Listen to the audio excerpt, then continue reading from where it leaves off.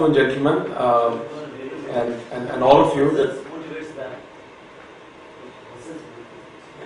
I promise that I will not take more than 15 minutes, and I hope that I can have an engaging discussion in these 15 minutes. So the topic that I am actually talking about is industry-academia interface in enhancing education infrastructure.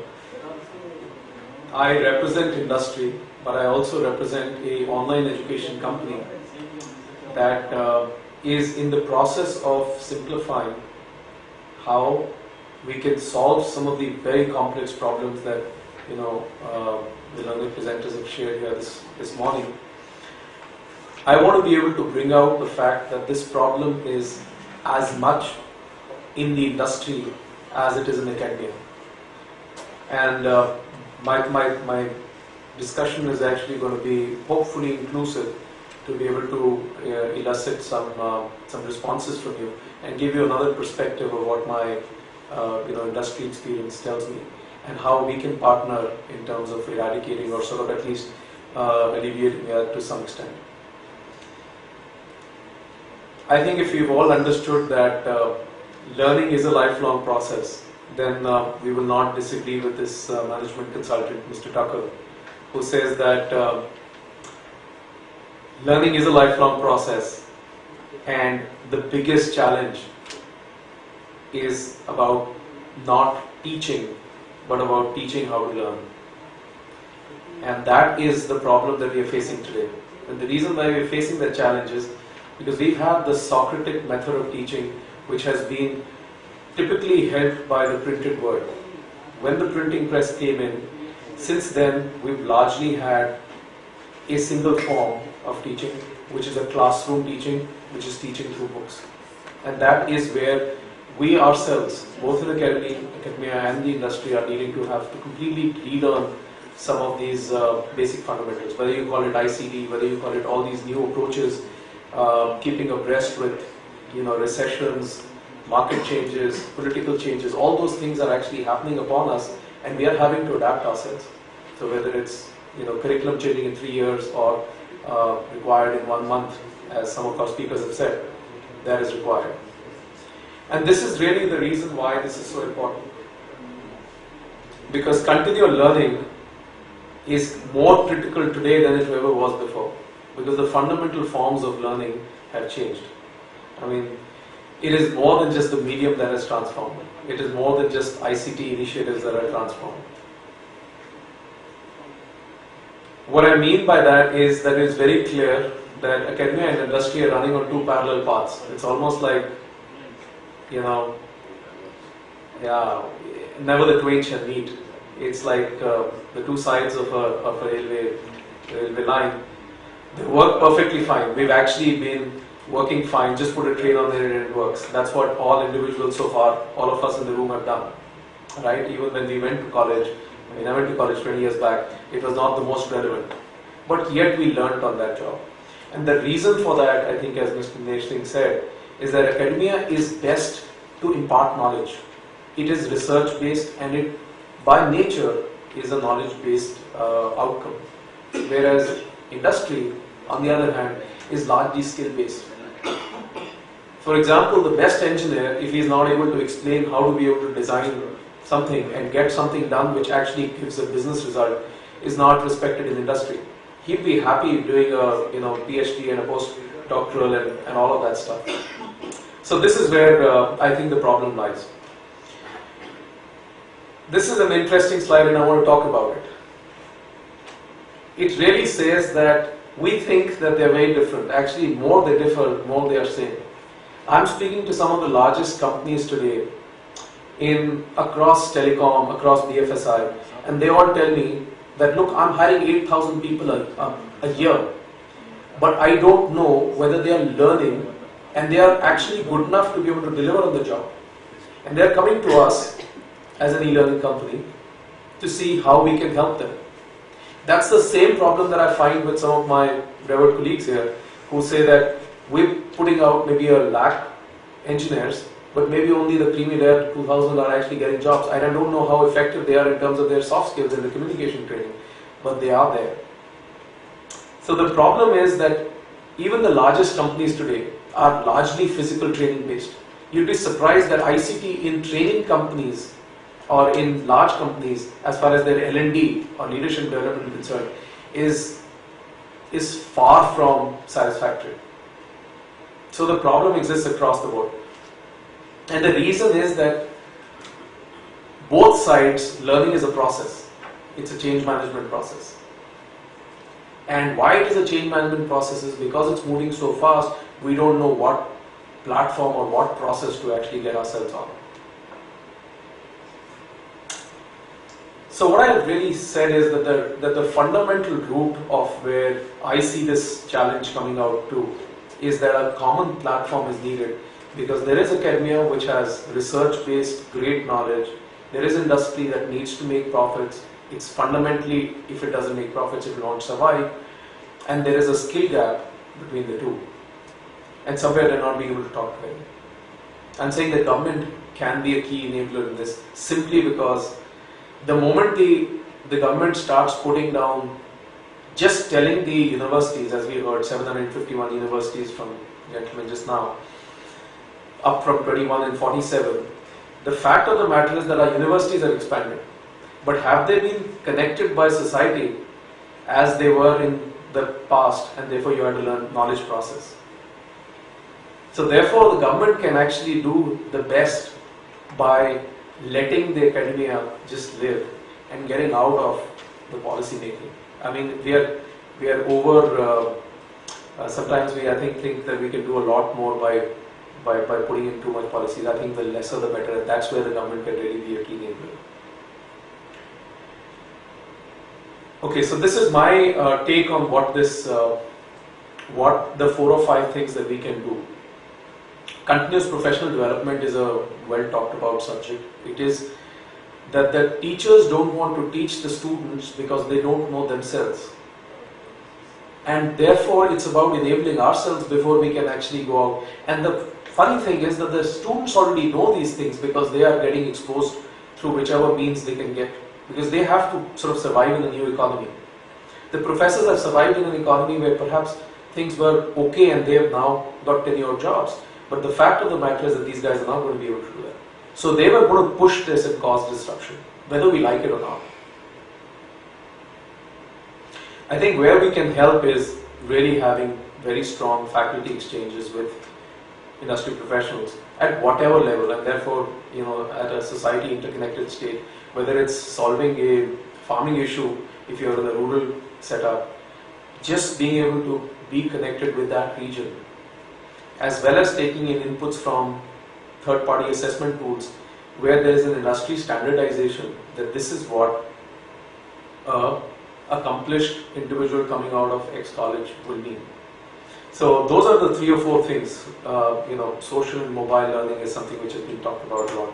But these are the 5 things, according to me, that we can really think about if you look at this slide. I am now going to just sum up with what WizIQ is doing in this. As I told you, WizIQ has been around for about 10-12 years, solving exactly this problem. Our reason for starting up as a company, our founder was in the US, and he said that educators we need to make it easy for educators to be able to teach online. So MOOCs, massive online open courses. Yeah, so what we've been doing, and this is just a screenshot of a message that I got this morning while I was sitting over here, and I wanted to show you what this looks like.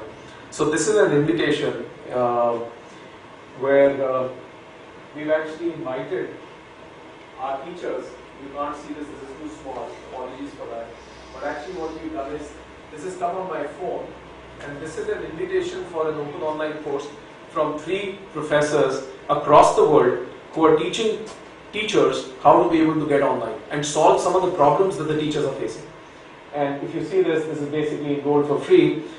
We're doing this regularly. We're running a program called Teachers Teach Online, where we've got some evangelists sitting in New York and in Europe, and they are teaching teachers across the world, because this problem is as much of India as it is in Africa, as much as in Latin America.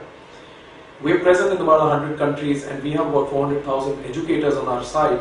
And what we realize is that the problems are very similar that we are trying to face. The moment you surface it up to the mass of the teachers over here, you're able to make much better interconnectedness. So we are not promising, the most fanciest tools, but we are promising the easiest tools to get onto, and how you can create an interconnected mass of sharing. As you can see that some of my pointers are open, and the reason for that is those are the kind of things, or at least 2 or 3 ideas that I wanted to take away from this conference and learn from you as to what we can do. For example, we go to large institutes. I was last week in a Chartered Accountancy of India Institute, and they've got 120,000 students, 1,20,000 students.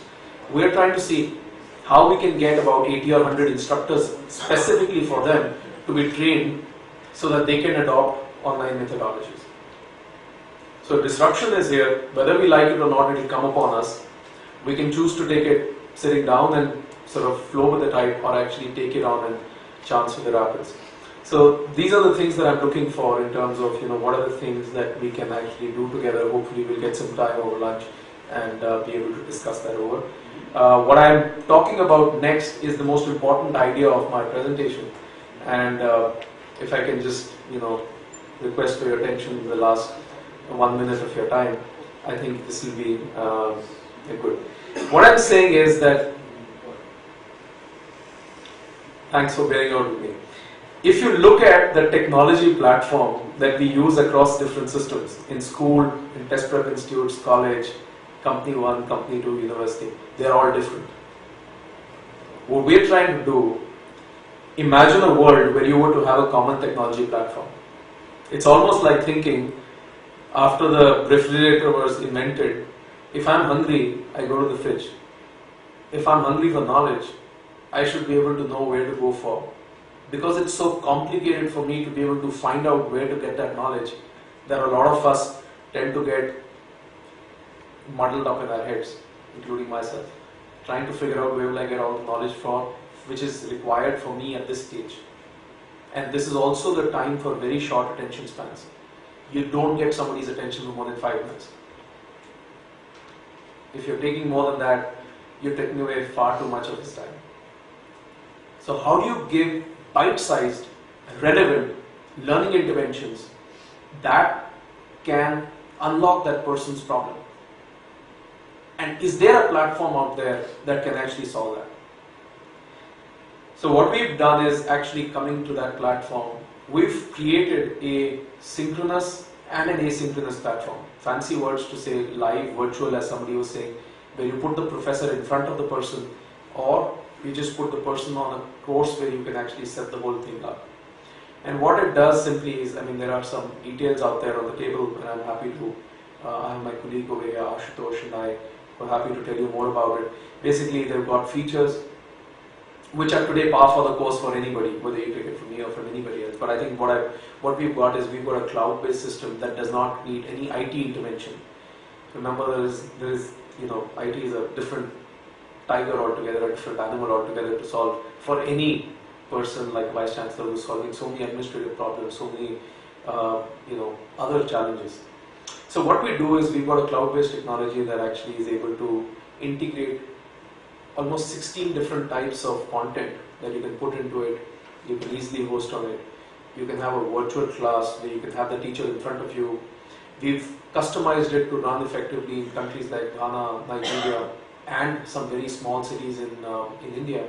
So we've actually brought down our bandwidth requirement so that audio video live can happen as low as 128 or 125 kbps, up from 250. That's what our engineers have been developing. And these are the things which we realize are required from a society perspective. We don't realize that 4G and 3G is going to work everywhere. We know that there are going to be cities that are not going to have that, so therefore we have to develop for it. If we reach out, be able to include them, hopefully part of the inclusiveness in our own sort of little way. What we've also done is we have so that was about the learning management system that we have, where you can have test assignments and reportings and all of the stuff that you want in the learning management system. But what we've been doing for the last 7 years is selling a virtual classroom, which is specifically for the education industry.